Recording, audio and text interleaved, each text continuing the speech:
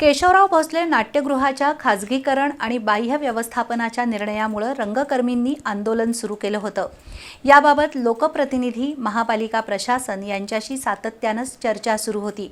अखेर आयुक्त डॉक्टर राजेंद्र भारुड यांनी आज रंगकर्मींच्या मागण्यांबाबत सकारात्मक भूमिका घेत लेखी मान्यता दिली। त्यामुळे आंदोलन स्थगित केल्याचं रंगकर्मींनी जाहीर केलंय।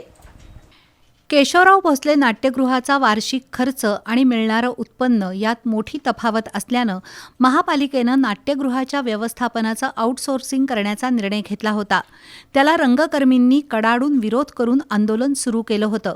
दरम्यान आयुक्त डॉक्टर राजेंद्र भारुड यांनी रंगकर्मींच्या मागण्यांबाबत सकारात्मक भूमिका घेतली आहे। त्यांनी दिलेल्या पत्रानुसार नाट्यगृह कोणत्याही एका व्यक्तीला किंवा संस्थेला पूर्णपणे चालवण्यास देण्याचा महापालिकेचा निर्णय झालेला नाही।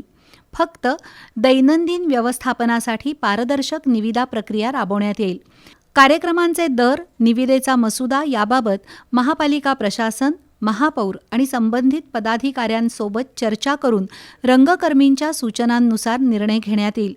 आयुक्तांच्या या भूमिकेचा मान राखून आजपासून आंदोलन स्थगित करत असल्याचं रंगकर्मींनी जाहीर केलं।